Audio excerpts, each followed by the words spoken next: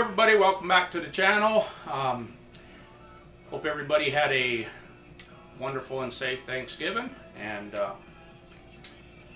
want to say hello to all the new subscribers. Welcome to the channel.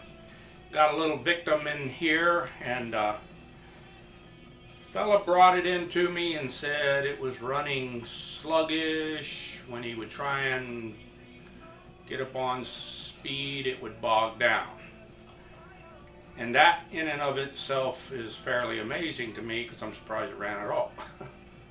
But I guess it's possible. Anything's possible. But I'll show you a few things about it. So once I correct the problem of it running, if I correct the problem of it running, not sure what the end product's going to be. So I'm going to show you the little motor here.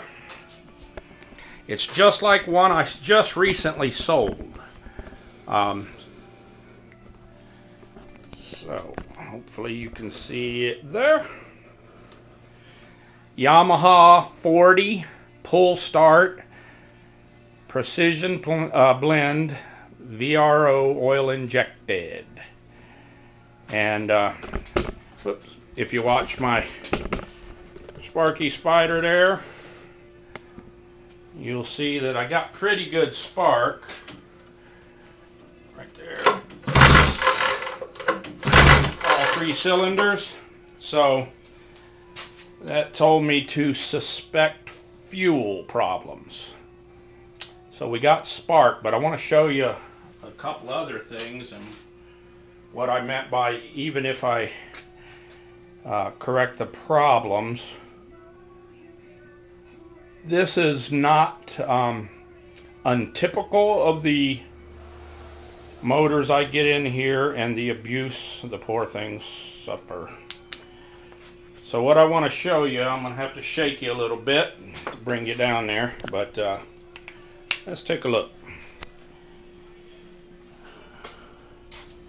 Look at that propeller.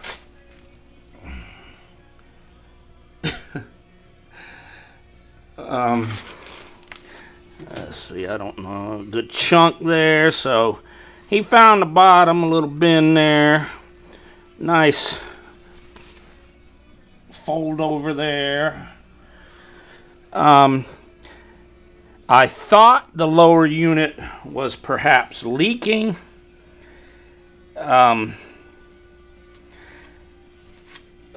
But it turned out to be 2-cycle oil coming out of there. And when I pulled it over the first couple of times, hopefully you can see the greenish colored oil there. But when I pulled it over, she spit oil all out of the cylinders, all onto the garage door here. So I'm thinking that may have just been either the VRO pump lever was stuck wide open and it was laid on its side, upside down, on its head, who knows. But the reeds look good inside, and everything was hooked up correctly in the VRO tank. So I pulled the triplets off there, the carburetors, and here's something I find interesting to me. Okay, that's the bottom carburetor right there. And I opened it, and other than being like straight full of 2-cycle oil, it was clean. Alright, and I found this on a few of these Yamaha 3-cylinder 40s. Now if you look at this carburetor, if you look right in there, that's full of white Yummy. This is the center carburetor. You can see the center linkage here and all. So she's got a little bit of Yummy in there. Well, that's, like I said, is the center carburetor. So a little bit of salt there. Now let's move over to the top carburetor. Again, You look here, there's the white powder, but look at all that.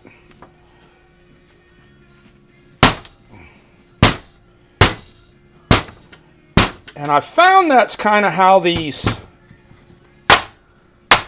Yamaha triplet setups, it seems to me like starting from the bottom, going to the top carburetor, they get typically more salt water ingestion. I don't know if that's the way the air cleaner or silencer is set up, how these things breathe, why they're like that. But I've done, oh, I don't know, over the years, a few dozen of these. And it always seems to be either the top or middle and top carburetor, with the bottom carburetor being the cleanest and steadily getting worse as we go up toward the top carburetor. I found that on many of these.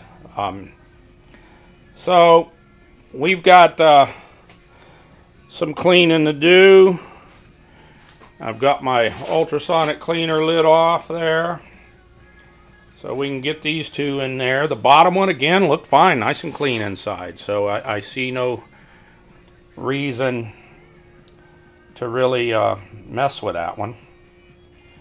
So I'm going to have to give these a little bit of a rinse and some clean gas there, and then I'll blow them out a little bit and clean them out by hand first.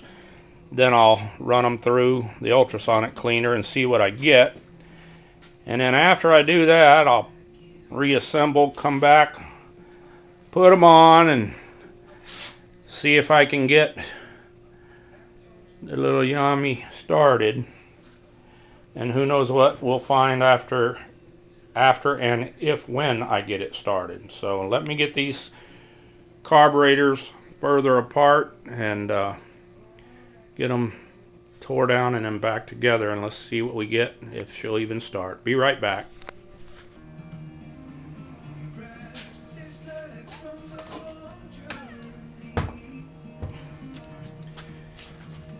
Okay, I took the very top from the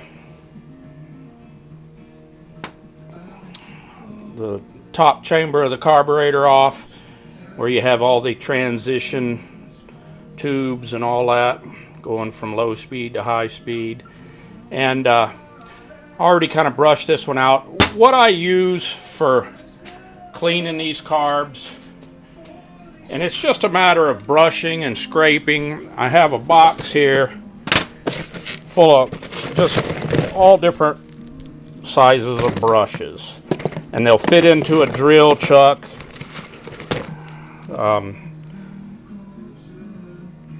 And then I have a whole tray over there full of little wire tools that I've made out of guitar strings and stuff. That looks like about a B string. And that's good for going down in the emulsion tubes and stuff like that. But I also have a set of picks, several sets of different picks and stuff. And then I have longer brushes, that come in all different sizes. So you just want to get in there with whatever brush fits and get as much of this salt out. Same with that. I'll put a brush in one of these cordless drills, and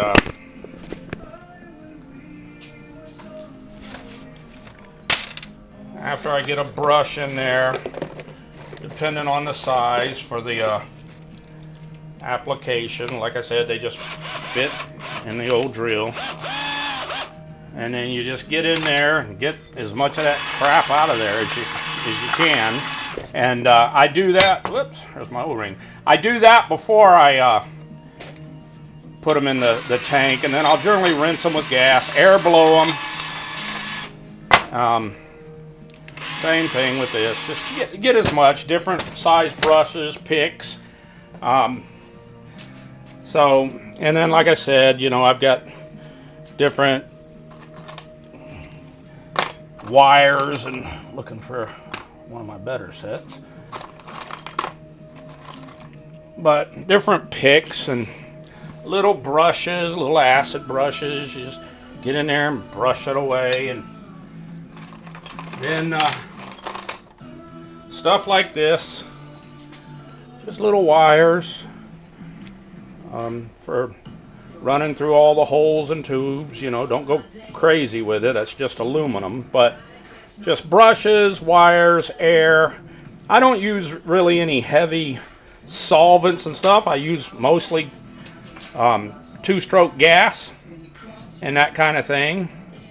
And before I put them in the ultrasonic cleaner, I do generally take out the O-rings and stuff, like anything that's rubber. I'll take that out just so I can clean in behind it mostly.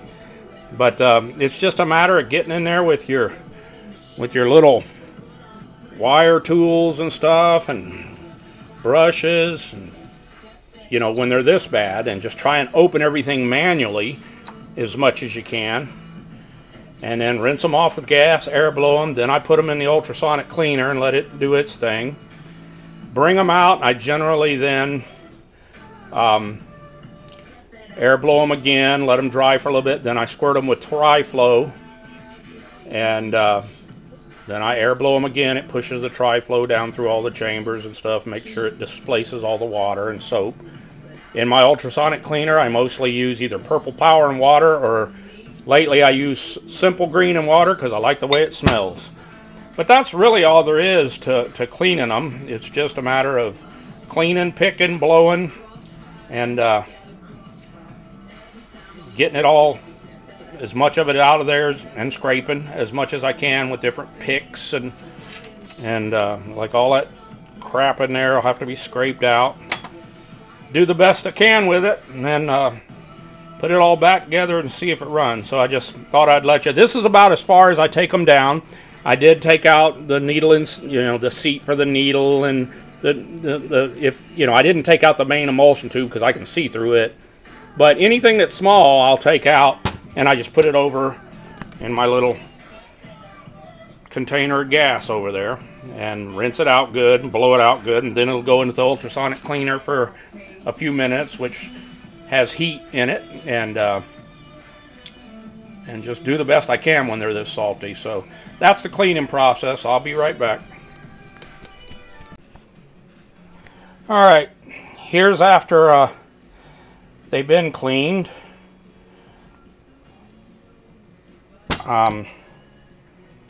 This is the top carburetor, which was the worst. I got it all buttoned up and back together. I did end up pulling the emulsion tubes out of these because when I looked down in the tube with a flashlight there, I got most of it out. You could see white powdery stuff, and I knew you've got those little bitty jet holes there, or venturi holes, whatever you want to call them. There's 2 on one side and 5 on the other. But I could see white powder in them, so I took them out along with everything else, and basically took it down as far as I could. And so that's what they look like. I got, I'd say, 99% of the white yuck out of it. And like I said, the top was the worst. So now I'll get this one put back together and go from there.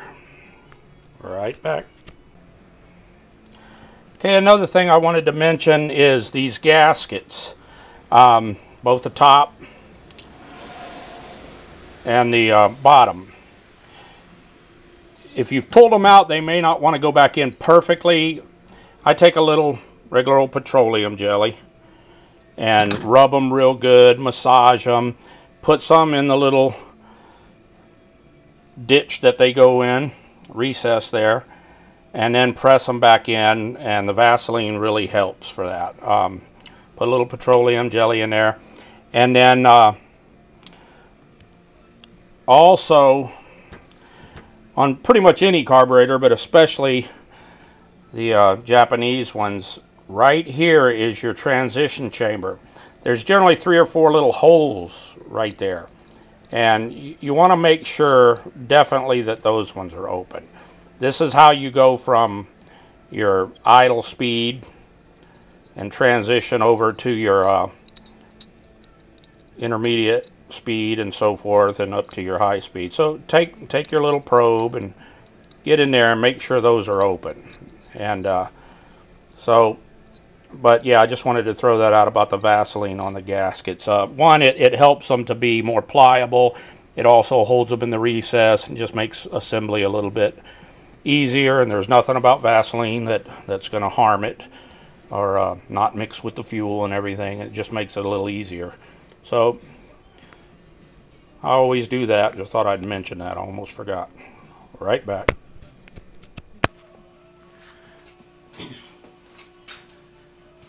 Okay, I got all 3 carburetors as clean as I could get them.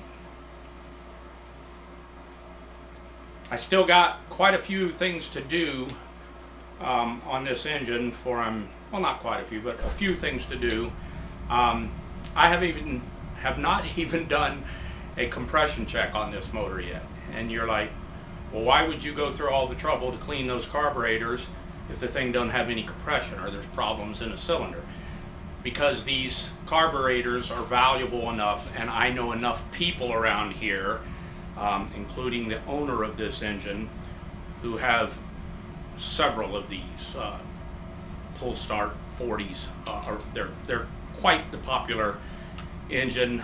These precision blend 40 oil injected Yammys. There's a bunch of them around here. So these carburetors were at a critical point, so regardless of what happens to this engine, I wanted to save these carbs. I have 3 of these motors sitting out there on my own rack, so definitely wanted to get those carbs squared away as best I could get them and salvage those. Hopefully this won't be a parts motor, and hopefully it'll have good compression. It has good spark, and so I wanted to get those cleaned up.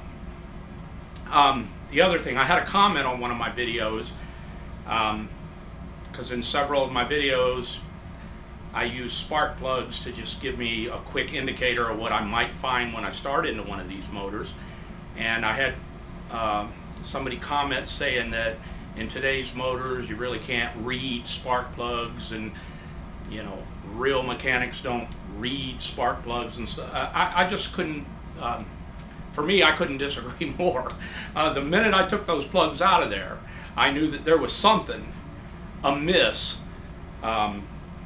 with the center and top cylinder right off the bat. Those 2 plugs were just oily, jet black. They were just a mess, and the bottom one looked totally different. Now it had some 2-cycle oil on it and everything, but it didn't have the blackness that the top 2. So I knew right off the bat those top 2 cylinders were either probably misfiring or not firing at all. And looking at the carburetors, once I dug into it, well, first I checked spark, and I had good spark. I thought it might be, you know, a bad coil or something, but that's just I still read spark plugs.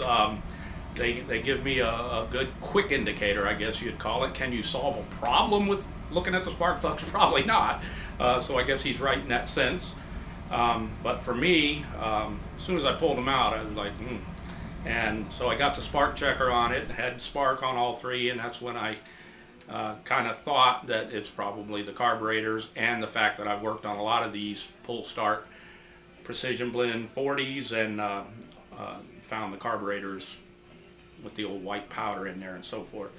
So I've got everything ready to go back on as far as the carbs. I want to do a few other things, so I'm going to wrap this video up right here, and my next video, hopefully we'll get this put back together and get it running. And but I know I'm getting a little tired. It's pretty late, because when I put the center carburetor back together, I got it all back together and saw the emulsion tube laying there on my cloth. So I knew right then it's time to wrap this up. I'm getting tired, but the carburetors came out really well, and there's nothing that I did in these carburetors that you cannot do without the stuff I have. You do not need an ultrasonic cleaner. You do not need an air compressor. You don't need any fancy special picks and tools. Everything I did with those can be done with a couple little handheld brushes and some wire, paper clips, and that kind of thing, and a regular screwdriver. You don't need anything special. And then a little gas for, you know, cleaning things up prior to washing them real good, and everything helps. I also clean the spark plugs with a little gas and then just blow them off.